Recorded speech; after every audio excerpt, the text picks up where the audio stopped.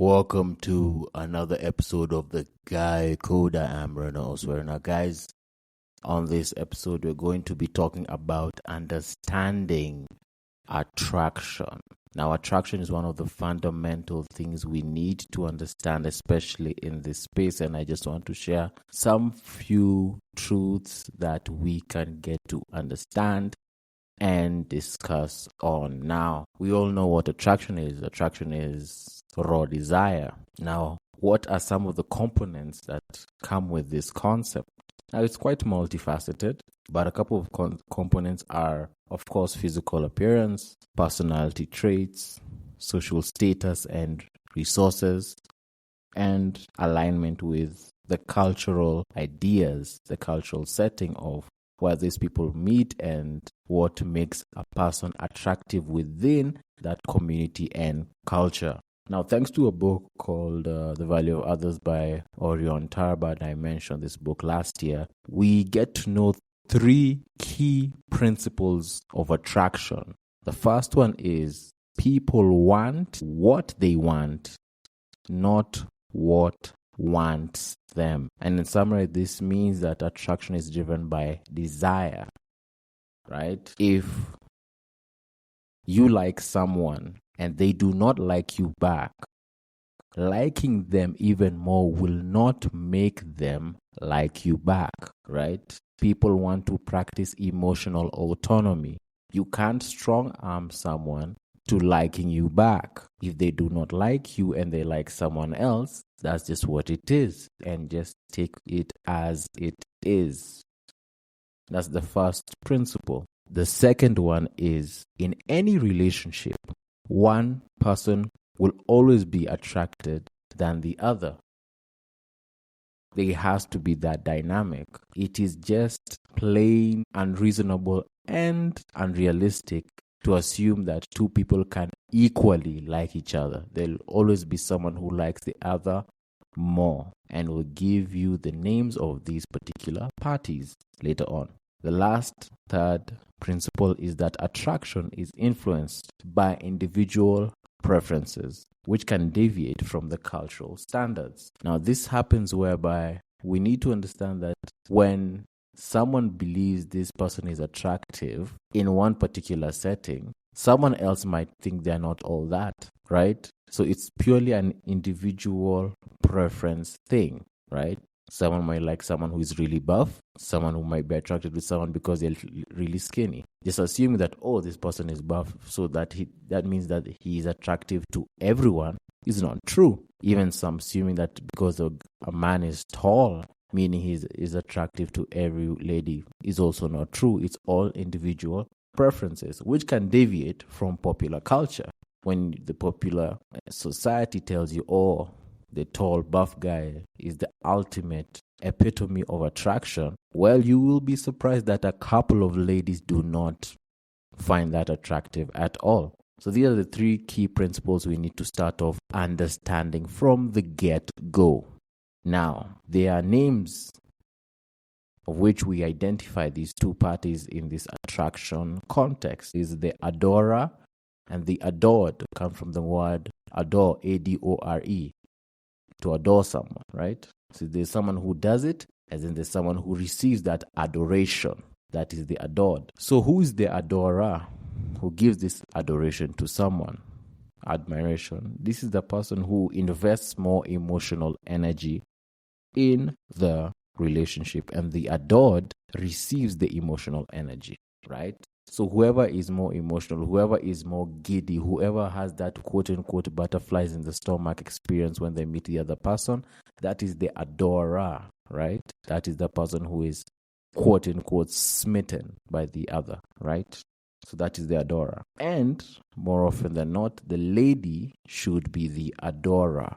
And I'll get to it in a bit. Why? Now, the good thing with the adorer, I would say, is that they experience more intense emotional range in the relationship. So this is why, or another reason why, the woman must be the adorer in a relationship. Why? Because as we know, women cannot be bored in a relationship. If a woman is bored in a relationship, that is one of the worst things that can happen. That means she doesn't have any emotional range. That means it's flatlining. She needs something to feel and to experience in that relationship. That's why there's all these quote unquote pranks and stories whereby a lady's like, oh, he hasn't texted me back. I'm stuck on the phone. I get so angry. Why hasn't he texted me back? I tell him, oh, have a nice life. But when he calls back, oh, I'm so happy. I'm so giddy. That is the woman's place. If a man says, oh, she didn't text me back, I'm still by the phone, I tell her, have a nice life, you're not responding to my text, that will be against the norm, which would be right. So just have that in mind. And why should the man be in this particular position of the adored? Why? Because affection must be earned. Now, guys, if your affection is given too early and too quickly, it will be taken for granted, making you the adorer, making you the one who is more emotionally invested, who is the one who's giving more emotional energy, right? To somehow make the other person, the lady in this particular context, value your emotions. But like we said from the first principle, people will want what they want, not what wants them. So most of your emotional energy will be to waste. So it's best if the woman is in this adoring mode, because they are the ones who like to jump into conclusions, and they love, and when they meet and they really attracted to a guy, they always make those funny jokes that, oh, I'm already thinking about our wedding together, I'm already thinking about the family we're going to build. Is it common for most men to do that? No, and it shouldn't be, right?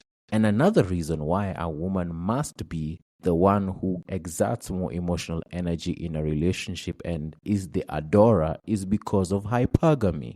Women are hypergamous, so they get to adore a higher value man. If a woman, due to her hypergamous nature, wants to seek after the most high value man she can get, then that means the high value man is in the adored state. She looks up to him. She wants to look up to him. So she wants to adore him. He makes more than me. He's bigger than me. He's more experienced than me. So I look up and I adore him. If it's the other way around, then hypergamy doesn't take place and it is not satisfied. That need of hypergamous needs is not satisfied, right? So for guys who are wondering, okay, it seems like I'm in the adorer stage, is all lost? No. So there are a few attraction catalysts you can use to turn around your situation from being the adorer to the adored, right? Where you're supposed to be. First is exercising rejection. Another one is exercising distance, pulling back a bit.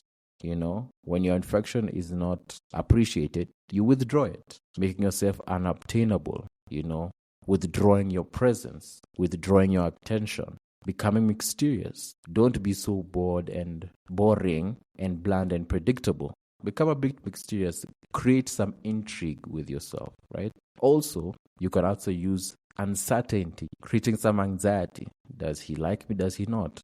It's a bit change. When you change a few things, that uncertainty can make her wonder, okay, what happened? Did I do something? Did he do something? What's going on? But if you are just a sure bet that, oh, he will always come in like a lapdog, you will never be appreciated. Another thing is creating some sense of danger. You know how the bad boys have that sense of danger with them, a thrill seeker. And of course, the last one is jealousy, whereby you just completely channel your emotional energy to another place that is more rewarding. And now they see, oh, well, clearly what I was taking for granted, another person is really appreciating, and that person seems happy, and I want that for myself. So possibly that could really get you in the adored position. Now, other than these principles, how do we measure the level of attraction in men and women? Now, the easiest way to measure a woman's attraction is how much she gives. How much she gives is an easy way to measure a woman's attraction. We all know when a woman is highly attracted, she is very generous, especially with her body, right? and with herself. She will find fulfillment and joy in enthusiastically offering herself in intimacy to the person that she is highly attracted to. That's why she will do more for that person. That's why even for all guys who have dealt with a woman who likes us, we enjoy it more because she enjoys giving us an enjoyable experience, right? Now, what about a man? The easiest way to measure a man's attraction is how much he gives up.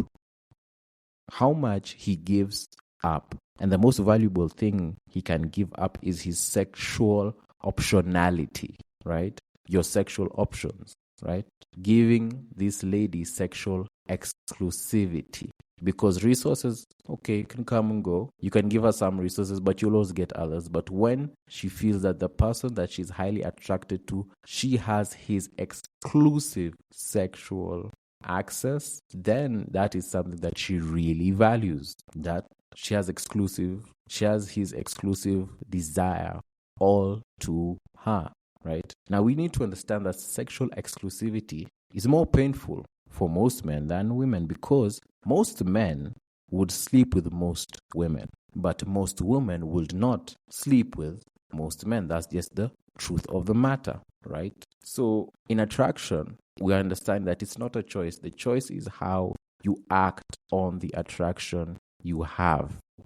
This is just a couple of things I wanted to share with you guys of how and what to do in these attraction contexts and how to deal with these dynamics, right? The positions of the adored and the adorer. And I just want to open up the discussion for you guys, right? To understand and to continue to have a discussion of, do you think there are other ways or there are other advantages or disadvantages of being the adored or the adorer, and which is the best setup or the setting or positioning a man should have in this context? So guys, I am glad to have shared some of this very vital information with you. Continue having this conversation on my Telegram on the X account at Guy Code Kenya. And until next time, guys, we shall talk soon. Bye.